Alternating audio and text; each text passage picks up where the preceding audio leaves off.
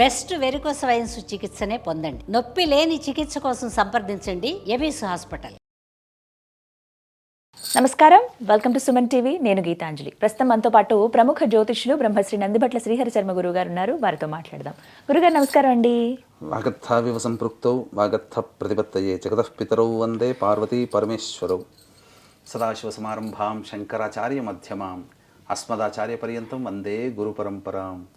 ఆదిత్యాయ చ సోమాయ మంగళాయ బుధాయ చ గురు శుక్ర శనిభ్యశ్చ రాహవే కేతవే నమః. శృంగేరి జగద్గురు పీఠాధిపతులకి, కంచి పీఠాధిపతులకి నమస్కారములు తెలియచేసుకుంటూ కార్యక్రమాన్ని ప్రారంభిద్దాం. కార్తీక మాసం భలే సందడిగా ఉందండి. ఎక్కడ చూసిన ఆలయాల్లో అయితే చాలా ప్రత్యేకం. ఇంకా ప్రతి ఒక్కరి ఇళ్లల్లో దీపారాధన అనేది ఖచ్చితంగా చేస్తారు. సంవత్సరం పొడవునా చేయటం ఒక ఎత్తు, కార్తీక మాసంలో చేయటం ఒక ఎత్తు అంటారు. అదే దేవాలయాలకు వెళ్ళినప్పుడు అండి, ప్రధానంగా శివాలయాలకు వెళ్ళినప్పుడు ప్రదక్షిణ అనేది ఒక పద్ధతి ప్రకారం చేయాలి, అన్ని దేవాలయాల్లాగా కాదు అనేది మీరు ఒక మాటల సందర్భంలో నాతో అన్నారు. ఇప్పుడు అది బాగా పనికొస్తుందండి, అందరికీ తెలియాలి అని అనిపించింది. మీ అంగీకారంతో ఈ వీడియో చేస్తున్నాం కాబట్టి ప్రదక్షిణ అసలు ఎలా చేయాలి శివాలయంలో, దీనికంటూ ఒక పద్ధతి అన్నారు. ఆ పద్ధతి ఏంటి, ఎలా చేయాలి, ఎందుకు అలానే చేయాలి, వివరించండి. తప్పకుండానమ్మా. వీక్షించేటువంటి సుమన్ టీవీ ప్రేక్షకులు ఈ వీడియోని ఆశాంతం వీక్షించే ప్రయత్నం చేయండి. సమయం తీసుకున్నా ఈ వీడియో ప్రభావం వల్ల మీరు మీ చుట్టుపక్కల ఎక్కడ శివాలయానికి వెళ్ళినా ఆ శివాలయంలో ప్రతి ఒక్కళ్ళు ప్రదక్షిణ చేస్తారు కదమ్మా. ఆ ప్రదక్షిణలో 100కి 99.5% మంది 99.5% మంది తప్పులే చేస్తున్నారు. అసలు శివాలయ ప్రదక్షిణ చేసినటువంటి పుణ్య ఫలితం దక్కాలి అని అంటే శివుడి కోసం ప్రత్యేకమైనటువంటి ప్రదక్షిణ ఒకటి ఉంది. ఆ ప్రదక్షిణ కైలాసము చుట్టూ తిరిగినటువంటి ప్రదక్షిణ ఫలితం కలుగుతుందమ్మా. మామూలుగా కైలాసం వెళ్ళాలంటే మనం నేపాల్ బార్డర్ దాటి వెళ్ళాలి, టిబెట్ వరకు. మరి అంత దూరం మనం వెళ్ళలేము. కాబట్టి ఆ కైలాస పర్వతం చుట్టూ ప్రదక్షిణ చేయాలని అంటే 10-12 సార్లు వెళ్ళిన వాళ్ళకే ఆ పర్వతం చుట్టూ ప్రదక్షిణ చేసే ప్రదక్షిణ అవకాశం ఉంటుంది. అటువంటి ప్రదక్షిణ ఫలితము మన ఇంటి దగ్గర ఉన్నటువంటి శివాలయంలో చేయడం ద్వారా తెలుస్తుంది. అందుకనే మనకు ఒక సూచన మా వీక్షించేటువంటి ప్రేక్షకులకి, సుమన్ టీవీ ప్రేక్షకులకి, ఈ వీడియోని ఆశాంతం వీక్షించండి. ప్రదక్షిణం యొక్క విధి విధానము అందరికీ అర్థమయ్యే సరళ భాషలో చెప్పడానికి ప్రయత్నం చేస్తానమ్మా. ఒకవేళ అర్థం కాలేకపోతే కింద కామెంట్ రూపంలో చెప్పిన విధానంలో మాకు సరిగ్గా అర్థం కాలేదు, ఎక్స్ప్లెయిన్ చేయండి అని అంటే తప్పకుండా మళ్ళీ ఇంకొకసారి వీడియో ప్రయత్నం చేద్దాం. తప్పుడు చిత్రపటం ద్వారా, బోర్డు ద్వారా ప్రదక్షిణ ఎలా చేయాలనే విషయాన్ని మనం తప్పకుండా బోర్డు ద్వారా చేద్దాం. కానీ ముందుగా దాని యొక్క విధి విధానం మన ప్రేక్షకులకి తెలియడం కోసం తెలియచేస్తున్నామా. దీని యొక్క ప్రదక్షిణ ప్రభావం వల్ల అనంతమైనటువంటి పుణ్య ఫలితం కలుగుతుంది. ఇప్పుడు కార్తీక మాసం దగ్గర పౌర్ణమి, ఇవన్నీ రోజులన్నీ కూడా దగ్గర పడుతున్నాయి. ఏ రోజైనా కానీ అన్ని రకాలైనటువంటి శుభ ఫలితాలు అనేటువంటివి కలుగుతాయి. అటువంటి ఈ కార్తీక మాసంలో అందరూ శివాలయానికి పోటెత్తుతారు.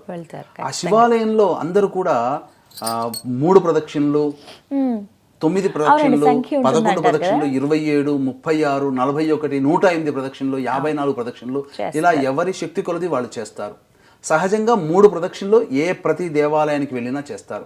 కానీ ఈ 3 ప్రదక్షిణలు అనేటువంటిది ప్రదక్షిణ చేసిన తర్వాత వచ్చిన ఫలితం మనకు తెలియకుండానే కొన్ని విధానం ట్రాన్స్ఫర్ అవుతుంది.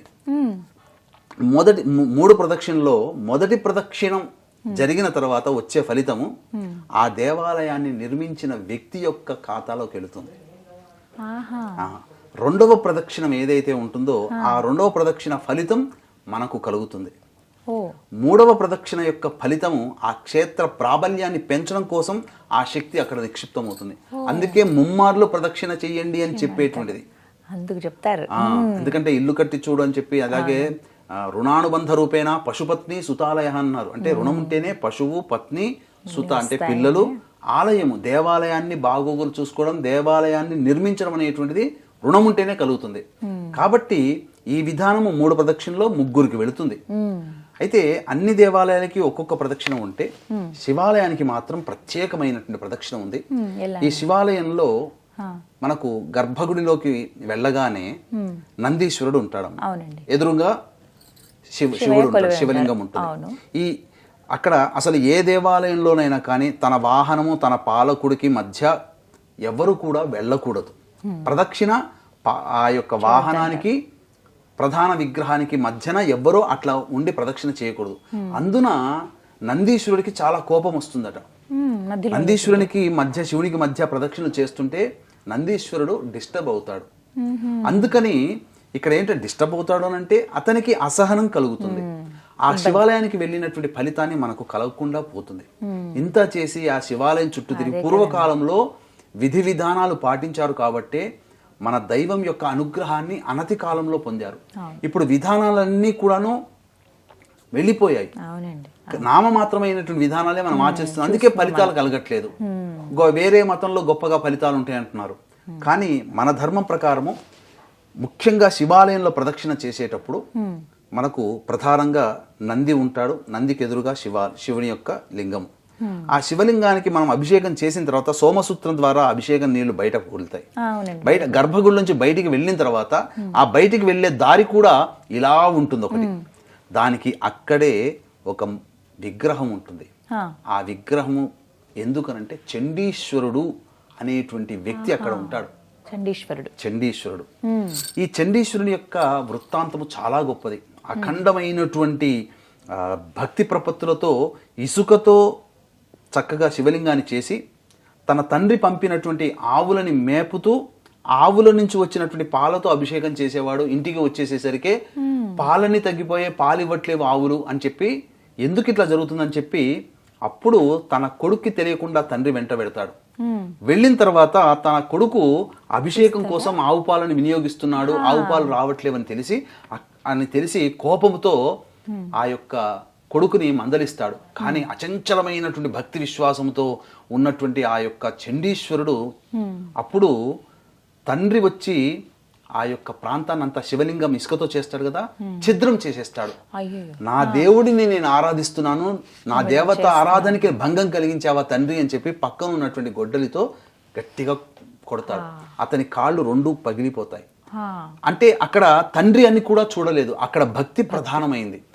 పార్వతీ పరమేశ్వరుడు స్వయంగా వచ్చి నీ అనన్యమైనటువంటి భక్తికి నేను మెచ్చాను అయ్యా, నీవు నా సంపదకంతకి కూడాను కాపలాదారుడివి అని చెప్పి అప్పటి నుంచి నువ్వు చండీశ్వరుడిగా నీవు నామం అందుతావు. నాకు సమర్పించే ప్రతి ద్రవ్యము కూడా నిన్ను అడగందే తీసుకుని వెళ్ళకూడదు అని ఆజ్ఞాపన చేసి ఆ విధంగా పెడతాడు. అప్పటి నుంచి ప్రతి దేవాలయంలో చండీశ్వరుని యొక్క విగ్రహం అనేటువంటిది పెట్టడం జరుగుతుంది. ఖచ్చితంగా ఉంటుంది. కానీ కొన్ని దేవాలయాల్లో, పాతకాలం దేవాలయాల్లో చండీశ్వరుడు ఉంటాడు, కానీ ఇప్పటి దేవాలయాలు కొన్ని లేవు.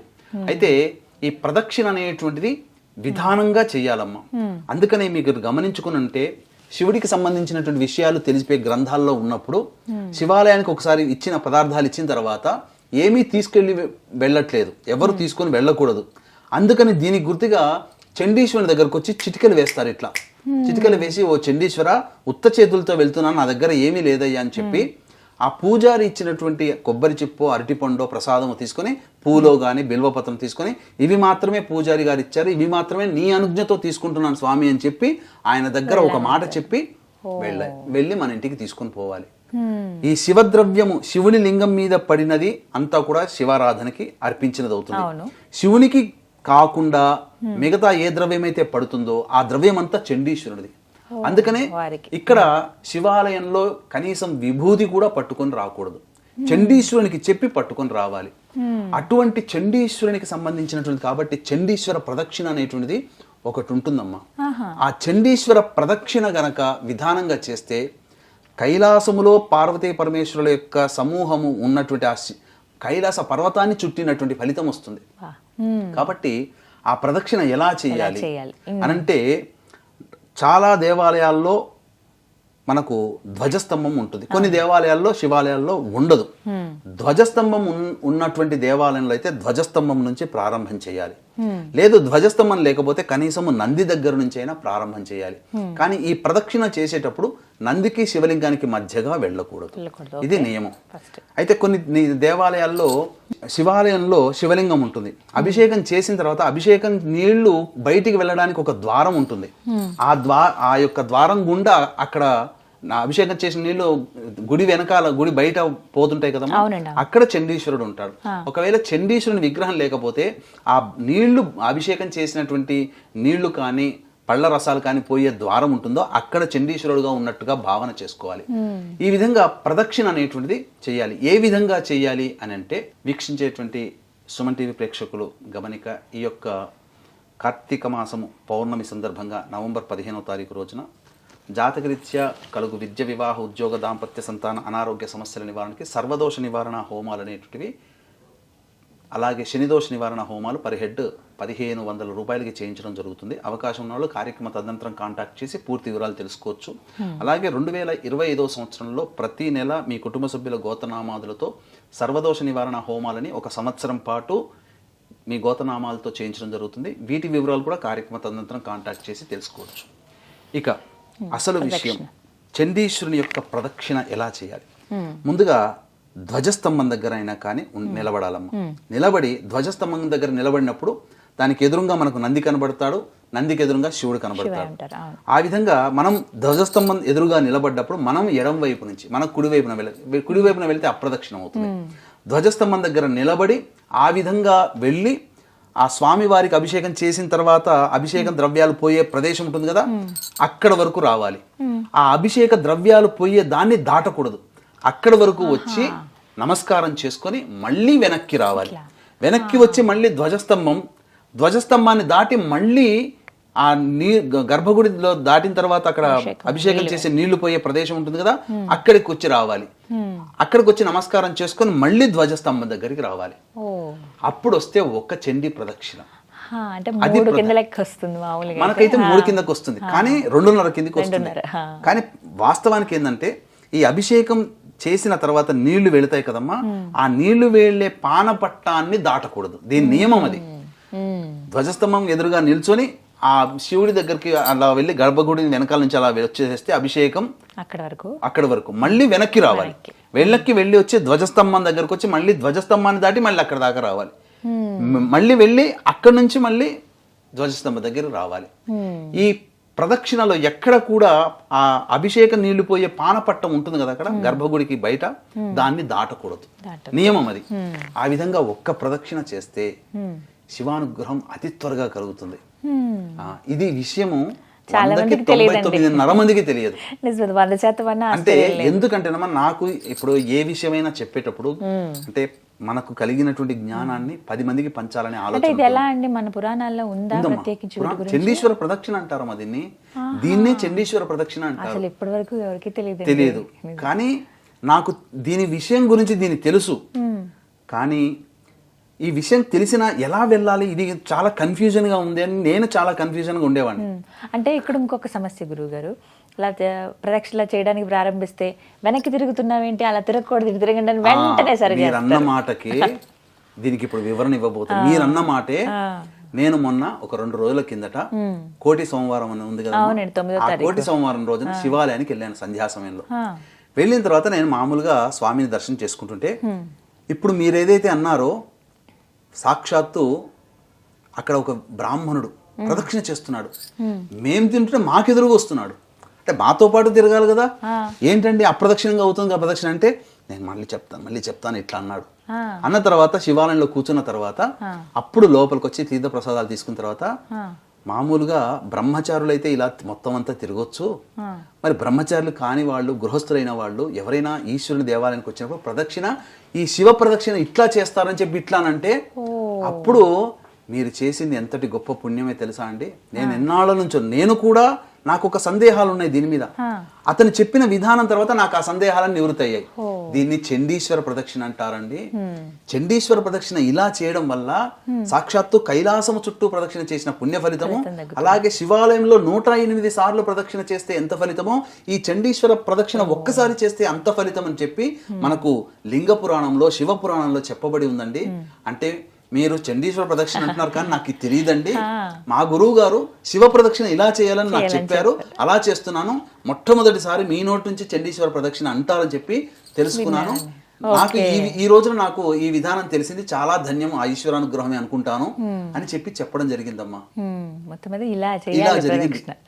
మీరు అన్నట్టు చాలా వరకు తెలియదు. దీన్ని చండీశ్వర ప్రదక్షిణ, ఎందుకంటే ఈ సందేహం నాకు ఎదురుగా ఒక బ్రాహ్మడు నాకు ఎదురుగా వచ్చి ప్రదక్షిణ చేస్తేనే నేను అప్రదక్షిణం అనుకున్నాను. అది ఎవరన్నా ఇప్పుడు ఇలా ప్రదక్షిణ చేస్తే నందిబొట్ల గారు చెప్పారు ఈ విధంగా చేయమని అని చెప్తారండి. నేను చెప్పడం కాదు, నేను పరమాణులో రేణువంతుడి వాడిని. అది మనకి ఎప్పుడో చెప్పబడి ఉంది. పురాణాల్లో ఉన్న మా అంతటి మేము చదవలేము, వాటి గురించి తెలుసుకోలేము. మీలాంటి వాళ్ళ ద్వారానే కదా తెలుసుకోగలుగుతాం. మొత్తం మీద ప్రదక్షిణ ఇలా చేయాలి. ఒకవేళ దీని విధానంగా మనకు తెలియకపోతే మళ్ళీ మనం ఒకసారి చిత్రపటం ద్వారా అందరికీ తెలియజేసే, ఎందుకంటే ఈ జ్ఞానం అందరికీ వెళ్ళాలమ్మా, మనతో ఆగకూడదు. ఈ యొక్క శివ ప్రదక్షిణ అనుగ్రహం, శివానుగ్రహం.